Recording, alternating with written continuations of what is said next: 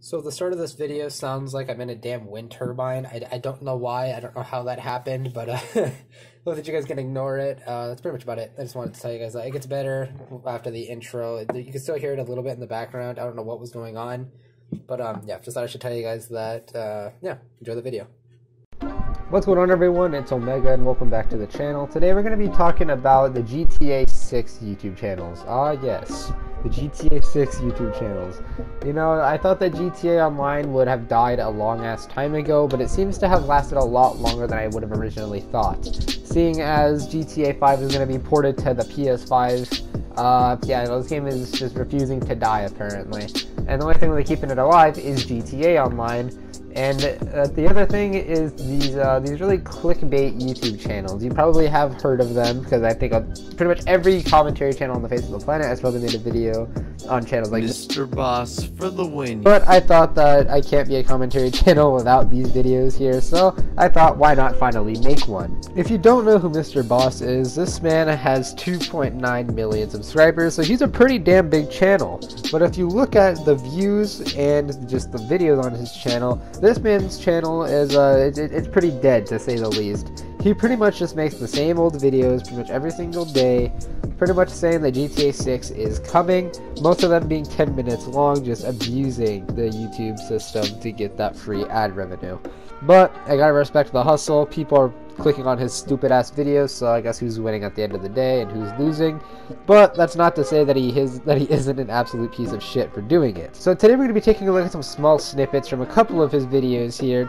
The first one we're going to be taking a look at is his most recent video titled GTA 6. Today might be the day, leaked GTA 6 map found, in-game mystery solved, and more. GTA 6. Hey, how's it going, guys? Mr. Boss for the win here, and in today's GTA video, we are going to be officially solving the mystery of is parts of the GTA 6 map found inside of the Grand Theft Auto 5 Vanilla Unicorn Club.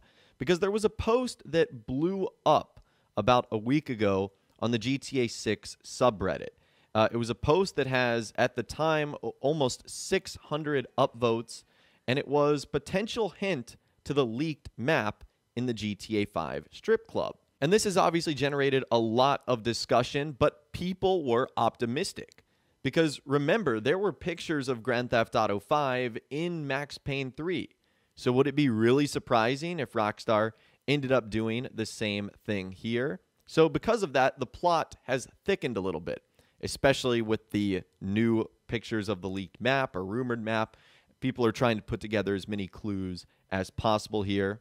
Now, when I first saw this post, I was initially skeptical just because these postcards have been there since the release of GTA 5. So when Grand Theft Auto 5 was coming out, I highly doubt they even had a rough sketch of what the map would look like to even show it off as an Easter egg. So this man has immediately contradicted himself. Good job, Mr. Boss, for the win. So you admit that this video is a fucking waste of time, but here he is gonna drag it out to 10 minutes for that ad revenue, which thankfully I have ad blocker on, so I'm not paying this man anything. So yeah, you know, that's good for me.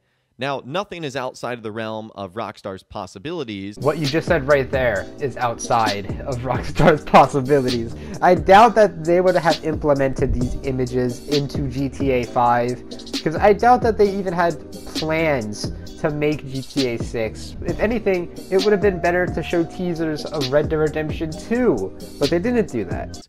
But I still think it's very unlikely. So now that I've sort of set the scene for you guys here, let's actually take a look at the post that was made. And there's two photos inside the Vanilla Unicorn Club, and they're essentially these postcards. One is for Paradise Isle. It says, "Wish I was there." It has "Me Too" scribbled on there. And then there's another one that says, "Wish you were here." And then it says, "Yes, I do." And there's a couple of things that this individual has pointed out. Three things on the first postcard, and then on the other postcard circling in red what looks to be either like the shore or the coastline of an area. And this individual believes that this right here is parts of the rumored and leaked GTA 6 map, because as we move over to the right, you guys can see that the red X was where the photo was taken, like the view from the postcard, with the red circle being the view of what you're getting on the other side of the shore. So that's kind of interesting. That literally could be any island. Anyone could have just easily sketched that. I could have drawn that shit and then put an X there right in front of whatever that thing is on the left and said that this was a hint for GTA 6. This does not confirm anything. I could literally draw an island and I could make that image myself if I so wanted to. Let's be real. And the 1, 2, and 3 pink arrows would be Paradise Isle and what we're seeing off in the distance, the islands that are scattered about. So needless to say, that is a very interesting theory. So this is the leaked map that everyone is so hyped about. Let me tell you something right now. If this is where GTA 6 was, just a bunch of scattered little islands, I would be quite disappointed. Because I would rather play fucking Sea of Thieves than whatever this looks like it's turning out to be. If this is the leaked map for GTA 6, it's just a bunch of water with a small island of a city all the way off to the top left. This is going to be quite a boring game, let me tell you. So we're going to stop watching that video right there. Mr. Boss for the win kind of just babbles on about how he doesn't know if this is really a leaked map or not because, you know, oh, it's not something that Rockstar would probably do, seeing as these images have been in the game since the game came out. But, you know, you gotta get that 10 minutes of ad revenue. So we're going to take a look at another video. Ooh, this one looks interesting. Rockstar Games made a huge change to the Oppressor Mark II in GTA 5 online.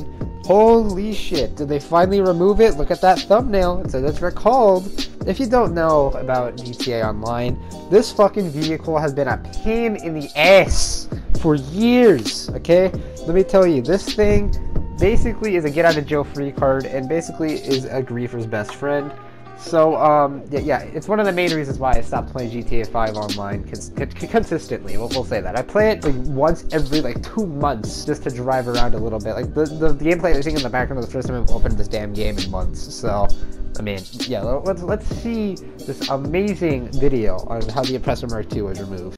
Hey, how's it going, guys? Mr. Boss for the win here, and in today's GTA 5 video, we're going to be talking about how Rockstar has made a huge change to the Oppressor Mark II in Grand Theft Auto Online, one that I think fans are going to be very happy they have stepped in and stopped. Well, your thumbnail does not say that it is a change, it says that it has been recalled. But Mr. Boss, are you lying to me? Something pretty unfortunate from happening with it. It was also kind of funny. In general, I think there's just so much hate for the Oppressor Mark II that almost any change that Rockstar made is going to be met with smile and approval. For a vehicle that everyone claims to absolutely hate, everyone seems to buy this vehicle a lot, like a lot. Like, pretty sure everyone has one, except me, because, well, I'm not going to be grinding for about 30 plus hours to get this piece of shit vehicle. I just don't want to. I'm not wasting my time. I could be playing any other game. So let's begin with that change to the Oppressor Mark II first.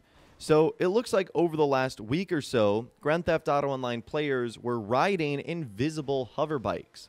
That's right, you could be on an Oppressor Mark II and essentially no one would be able to see the bike. So Rockstar has broken this piece of shit of a game so badly that not only has the most overpowered vehicle in the game remained in the game for such a long time, but they have now made it so it can go invisible. Oh, that's fine. There's no problem with that.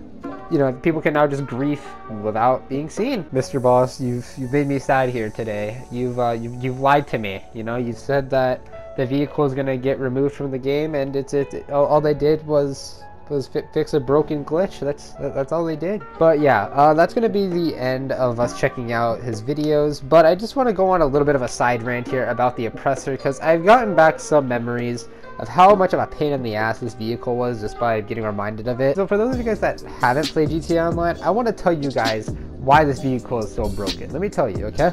So, the whole gameplay loop of GTA Online is doing side jobs, heists, doing businesses, like selling cars, stuff like that. You get money, and that's the gameplay loop. You just do shit, buy shit, repeat. That's it. So, the problem is, this Oppressor makes it so people can fly across the map. It is a tiny little hitbox, and it can hover, so it's not as skillful as maybe dive bombing with a plane, which was also annoying. People used to grief with jets.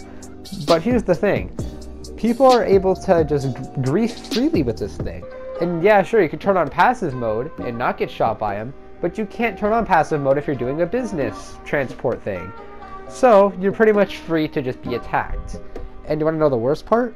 you cannot use the oppressor to do transport missions. So you can't fly around safely in one of these things to get away from them. No, you have to be in this giant ass semi-truck, or this slow ass van, or the slow ass motorbike. You can't ever be in an oppressor. They refuse. They don't let you. They want people to grief you. They literally reveal your location on the fucking mini-map when you're transporting things. And on top of that, you want to know the worst part of it all? If you die during a transport mission and the vehicle gets destroyed, you lose all of that cargo that you have worked probably like 12 hours for, and you lost it in the span of about 5 minutes. So, you're probably wondering, so why do they do this? That's where the shark cards come in. They want you to just buy shark cards, and that's how they get their revenue. Shark cards are basically the microtransaction of the game. You basically buy money with real money.